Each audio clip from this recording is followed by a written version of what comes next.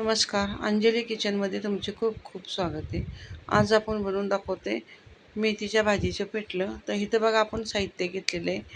तर आपण साहित्यामध्ये इथं बघा सगळ्यात आधी आपण इथं अर्धी वाटी म्हणजे अर्धा कप आपण इथं बेसन चाळून घेतले. एक कांदा मिडियम साईजचा कट करून घ्यायचा. त्यानंतर बघा एक वाटी दाबून भरून आपण इथं मस्त ताजी फ्रेश मेथी घेतलेली चिरून धुवून चिरून घेतली. त्यानंतर कोथिंबीरसुद्धा आपण इथं धुवून चिरून घेतलेली आहे. त्यानंतर 4-5 मिरच्या तिखट, 4-5 लसूण पाकळ्या, अर्धा चमचा जिरं, थोडासा हिंग, हळद पाव चमचा, चवीनुसार मीठ घेतलं आहे. आपल्याला फोडणीसाठी तेल लागेल आणि पाणी लागणार आहे.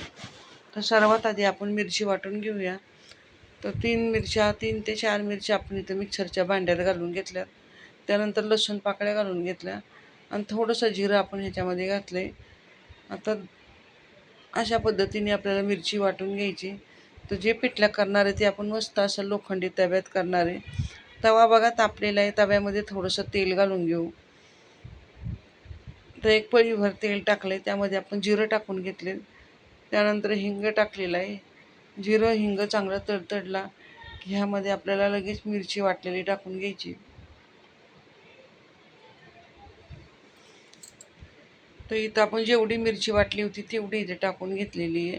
तिखट तुमच्या आवडीने करा. जास्त झणझणीत आवडत असेल तर 2 चमचे तुम्ही मिरचीचं वाटण टाका. तर इथं बघा चमचाभर मिरचीचं वाटण टाकून आपण चांगलं परतून घेऊया. तर 1 मिनटं चांगली आपण मिरची परतली. यामध्ये आपण चिरलेला एक कांदा पण घालून घेऊया.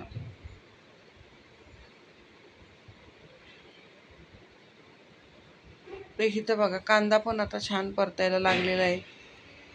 1-2 मिनटं कांदा चांगला परतून घ्यायचा. थोडा कलर बदलला की ह्यामध्ये आपल्याला मेथीची भाजी घालून घ्यायची. तोपर्यंत आपण वाटीत घेतलेलं बेसन त्यात पाणी घालून ते चांगलं इथं मस्त मिक्स करून घेऊया. तो कांदा बघा परतत आलेला आहे. लगेचच आपण चिरलेली मेथी इथं घालून घेतली. आता मेथी चांगली 2 मिनटं आपल्याला परतून घ्यायची. त्यामध्ये किंचित आपण हळद घालून घेऊया. चवीनुसार थोडं मीठ पण टाकूया. लागलं मीठ तर आपण पुन्हा टाकूया. थोडंसं मीठ मेथीमध्ये टाकलेलं आहे. आता मेथीची भाजी चांगली 2 मिनटं परतून घ्यायची आपल्याला. 2 ते 3 मिनटं बघा मेथी चांगली परतून घेतलेली आहे आपण. आता ह्यामध्ये आपण 1 पेलाभर पाणी टाकूया. पाणी टाकून आदनाला चांगली आपल्याला उकळी आणून घ्यायची. तोपर्यंत आपलं बेसन पण आपण इकडं पाणी टाकून थोडंसं मिक्स करून घेतलेलं आहे. आदनाला उकळी आलेली. आता लगेचच आपण कालवलेलं बेसन इथं आदनामध्ये घालून घेऊया. अजून थोडं पाणी आपण इथं वाढवूया. जास्त आपल्याला पिठलं पातळ करायचं नाही आहे. घट्टसर असं लपतपीत आपल्याला हे पिठलं बनवायचे. तर इथं बघू शकता आपण छान असं आपण इथं पिठलं आता बनवणार आहे. तर जास्त पाणी घालून ह्याला पातळ करायचं असेल तर तुम्ही ह्याच्यामध्ये पाणी वाढवू शकता.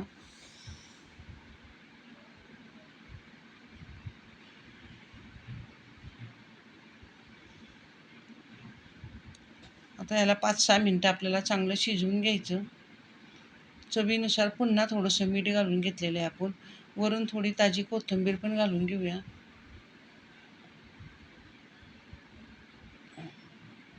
तर इथं बघू शकता छान असं आपलं तव्यातलं मेथीच्या भाजीचं पिठलं आपण तयार केलेलं आहे.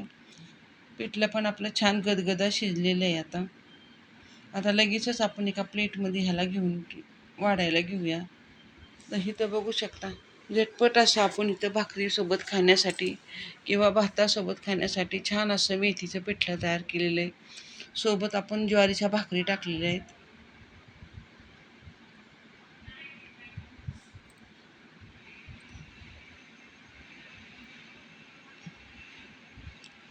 त्यानंतर आपण कांदा पण फोडून घेतलेला आहे. वरून पिठल्यावर थोडीशी तेलाची धार टाकूया. कारण अशा पिठल्याला छान अशी चव लागते. त्यामुळं कच्चं तेल तुम्ही जरूर टाका.